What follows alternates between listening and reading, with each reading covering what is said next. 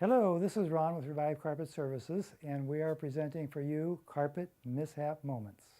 Today we will be going over red wine. Now on this two pieces of carpet we have one that's wool, which we've poured some red wine on, and also some frisé fiber, which we poured red wine on. I will show you the back of the carpets, and what a surprise. The front side has just a little bit, the back side on the nylon frisé, look how far that's spread out, at least 6, 8, 9 inches. On the wool carpet, it shows more on the surface than it does on the back. That's because wool is very absorbent. And with wool fiber, you have to be very, very careful about not fraying the fiber. So what I'll do here, now these are old spots. Now the best thing to do, of course, when dealing with wine is to get it up as soon as possible. So I have some red wine here. I'll pour some on each one of the carpets. And as you notice, it does not absorb in very readily. It kind of sits right there. That's because both carpets have been treated with a soil protector. So I'll just kind of dab it just a little bit to make it go in. Otherwise, it won't be much of a spot at all. So here I went ahead and dabbed those spots. You can see they went in quite readily.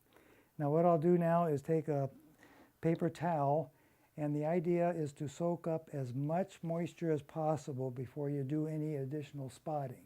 Now if this, in doing so, the spot comes out completely, well then that's to your advantage, that's wonderful. But if it doesn't, then you'll have to go for another treatment. Now we'll do the frisé fiber first and see what we come up with.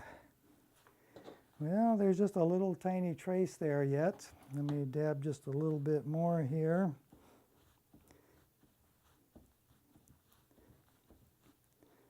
And it looks like we're getting, well, probably 95, 98% of it, which is really good. So let's go ahead and let that sit for a little while, because you can't always get to them right away. But let's say that we'll go ahead and dab a little here on the wool fiber and see what we come up with a fresh red wine. And then after doing this, we will go to the dried up red wine that's been on there for just about a week and see what we come up with. You can see we're getting quite a bit. There's still quite a red spot there. So we'll dab a little bit more here. Now, of course, when the carpet's on the floor, you'll be able to put a white towel, terry cloth towel down or paper towel. And it's best to just step on the towel and just kind of wiggle around a little bit to absorb the moisture up into the towel. And the more, of course, you take out dry, the better, because then you're dealing with less and less in the fiber. So actually the wool came out quite well also, but there's still a little bit of a red spot there. So now, say you're doing it right away. What we have here is a white vinegar mixture. It is 1/3 cup white vinegar to 2/3 cup water. Now this acts as a neutralizer to neutralize the red wine color. Spray that on there and then do the dabbing also once again.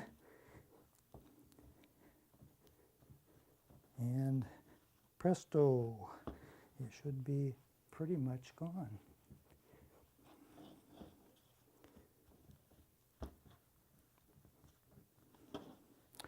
You can still see a trace there. Okay, let's leave that one and go back over to the nylon frisé. We'll spray that with the white vinegar solution and dab this one the same way.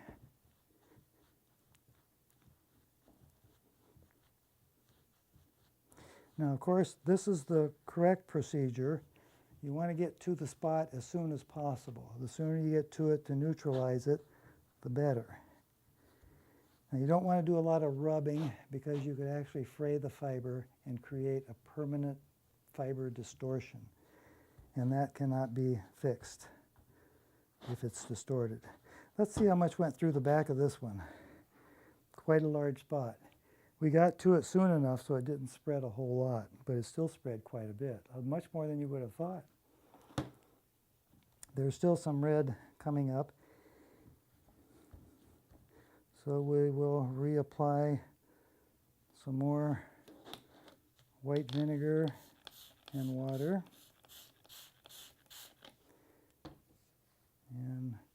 once again do the blotting. Now it may be a little more effective by standing on this because there's more pressure and you're squeezing the moisture out a little more effectively than I can do with my palm. But you can see there's still red coming out. But you continue doing this until there's no more red coming out.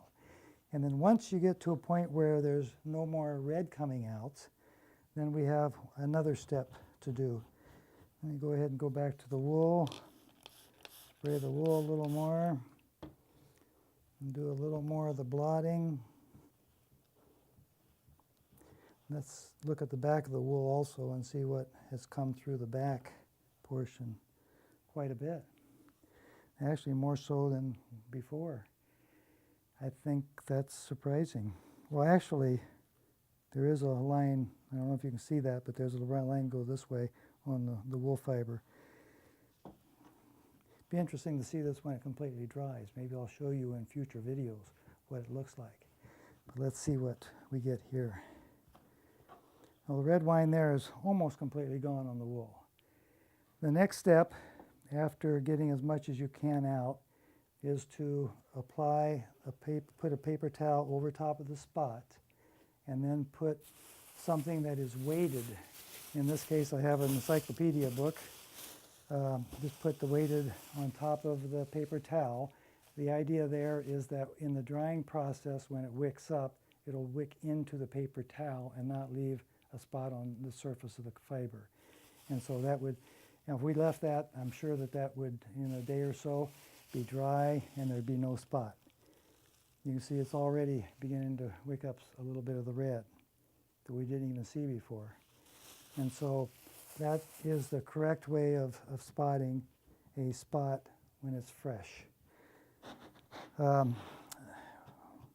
We will now try to get out the spot that's been dry. Now that's an old spot. And so of course, trying to get something out there would be impossible. So we'll go ahead and add a little bit of white vinegar and water. Now of course you want to be sure and use white vinegar. You don't want to use the brown stuff because there's a little bit of a coloring agent in there. So the white vinegar and water. And do the blotting or the two-step.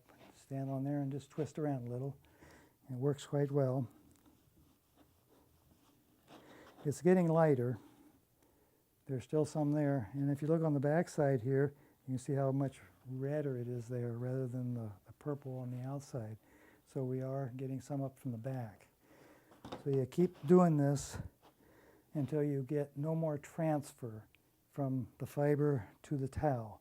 And once you get to that point where there's no more transfer, then you put a paper towel over top of it and a weighted book or something on top.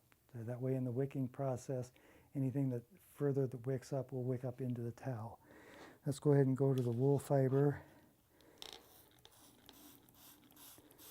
Now this white vinegar and water is just a neutralizing agent.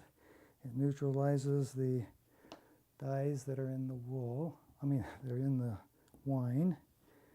Breaks them down and lets them be able to be absorbed up.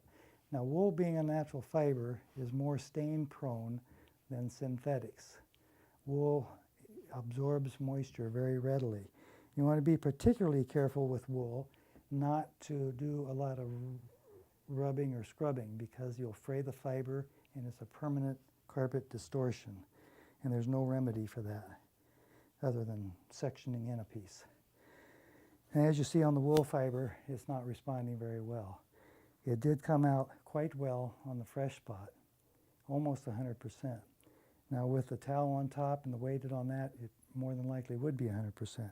Here, that's more of a permanent type stain, or one that is much more difficult to get out. We do in the cleaning industry, of course, have further techniques, other chemicals, cleaning agents that we can use to do a better job than this. But on the home remedies, I wouldn't recommend it because you'd end up fraying and distorting the fiber. So that's about as good as we can do on the wool. So that pretty much takes care of the correct spot cleaning technique on both wool and a nylon fiber. Thank you for joining us today. Look forward to the next time.